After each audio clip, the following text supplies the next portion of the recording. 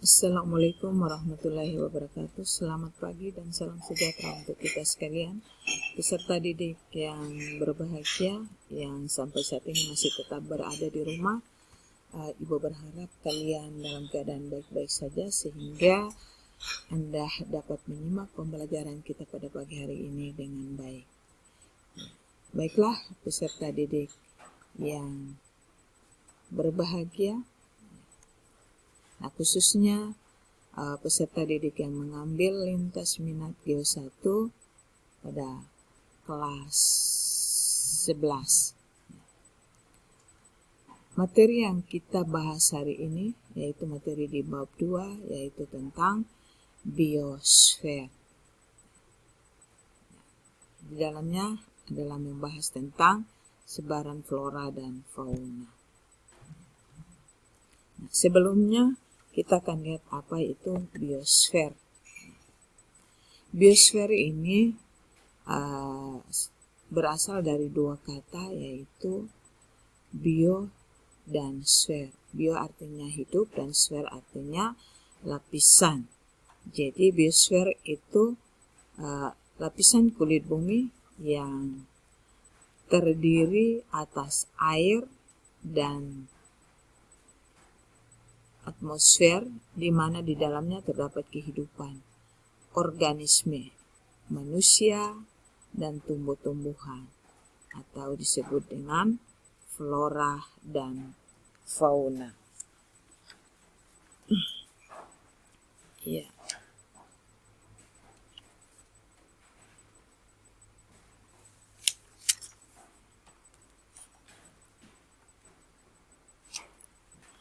Jenjang pembentuk kehidupan, sebelum kita masuk kepada faktor-faktor yang dapat mempengaruhi sebaran flora dan fauna di permukaan bumi, kita lihat bahwa jenjang kehidupan pembentuk biosfer itu tersusun atas beberapa jenjang kehidupan sebagai berikut.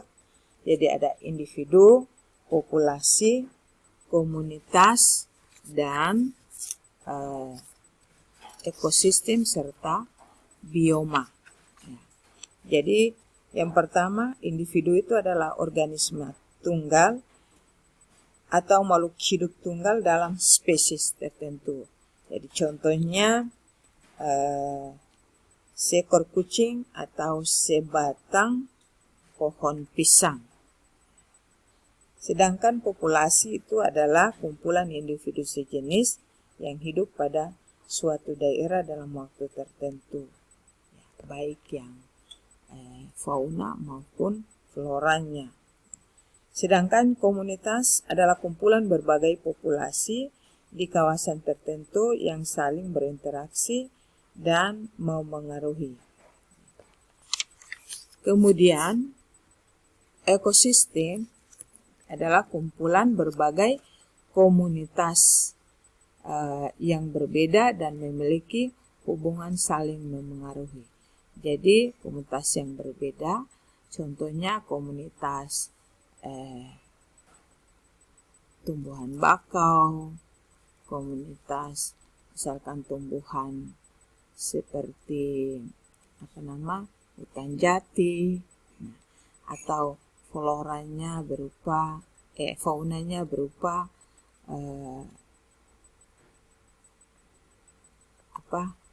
rusa, kemudian babi.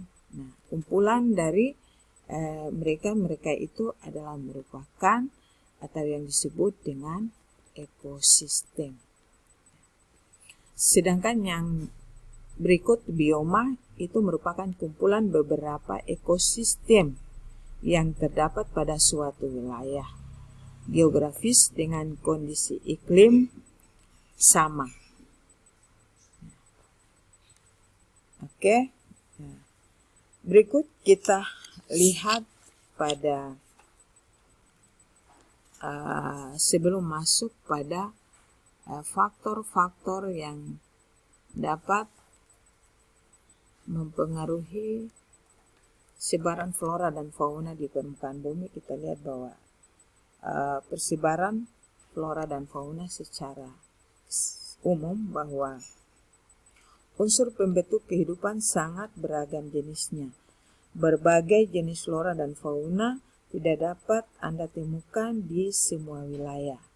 Contoh, Anda dapat menentukan penguin di daerah kutub tetapi tidak akan menemukannya di daerah tropis. Nah, alasannya berkaitan dengan kondisi iklim yang mendukung berlangsungnya hidup penguin. Kehidupan flora dan fauna sangat berkaitan dengan kondisi lingkungan. Setiap karakteristik lingkungan di suatu wilayah memiliki fungsi bagi kehidupan organisme, termasuk flora dan fauna. Sekarang kita lihat faktor-faktor yang dapat mempengaruhi persebaran flora dan fauna. Yang pertama kita lihat ketinggian tempat. Nah, ketinggian tempat dapat mempengaruhi sebaran flora dan fauna. Yang jelas bahwa kita lihat daerah pegunungan dan daerah di pesisir pantai, tentu flora dan fauna itu dia sangat berbeda.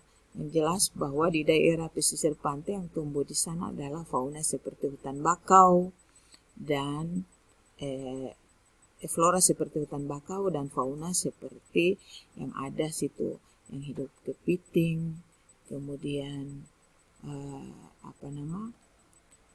ikan-ikan air payau.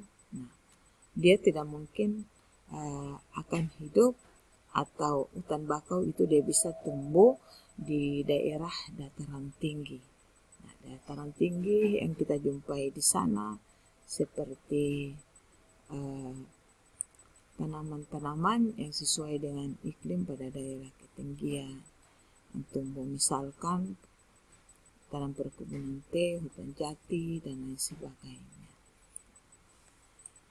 Kemudian faktor yang berikut adalah faktor iklim. Nah, tentunya sangat berpengaruh sekali terhadap sebaran flora dan fauna. Pada daerah lintang rendah dan daerah lintang sedang serta berada di daerah kutub itu sebaran flora dan faunanya berbeda. Contoh kita di Indonesia berada pada lintang 6 derajat lintang utara dan 11 derajat lintang selatan. Nah, tentu daerah ini merupakan daerah yang beriklim tropis, ya. Sehingga kita lihat kaya akan flora dan fauna yang berada di sini dibandingkan dengan daerah yang beriklim yang berada di sedang maupun daerah kutub sana. Jadi kita sangat bersyukur sekali sebagai warga negara Indonesia yang berada pada daerah lintang rendah, ya, kaya akan sumber daya alam yang terkandung di dalamnya, masuk flora dan fauna. Kemudian yang berikut adalah edafik atau tanah. Nah, ini tanah sangat berpengaruh sekali terhadap sebaran flora dan fauna. Nah, karena tanah yang subur tentunya dapat mempengaruhi tumbuhan atau tanaman-tanaman yang sangat bagus. Dengan demikian, fauna sebagai contoh pemakan tumbuh-tumbuhan, dalam hal ini buah ataupun daun, ya, mereka akan berkerumun pada daerah tersebut sesuai dengan kehidupan iklim yang berada di wilayah tersebut. Kemudian yang satu lagi lupa, yaitu air memiliki peranan penting bagi kelangsungan flora dan fauna. Nah, jadi contoh tanah yang dapat menyimpan air dengan baik dapat tumbuh flora dengan baik atau faunanya dengan misalkan daerah sungai yang hidup atau danau, ya, misalkan ikan air payau dan lain sebagainya. Kemudian dengan air tempat berlangsungnya kehidupan, baik dalamnya adalah manusia. Kalau tanpa air kekeringan pasti kita akan mati, atau tumbuh-tumbuhan maupun hewan akan mati kehausan. Jadi air sangat berperan sekali. Jadi kita lihat pada daerah gurun atau daerah yang terjadi kekeringan seperti pada masa lalu yang dihadapi oleh Ethiopia dengan kekeringan sehingga orang mati kelaparan, tidak ada tanaman yang tumbuh atau tidak ada musim panen. Kemudian dan yang selanjutnya adalah masalah biotik. Dengan demikian secara lebih lengkapnya nanti Anda akan baca di buku sumber Intan Pariwara secara lengkap. Di situ Anda dapat mempelajarinya, atau hal-hal yang belum dapat kita bahas belum jelas bahas pada hari ini.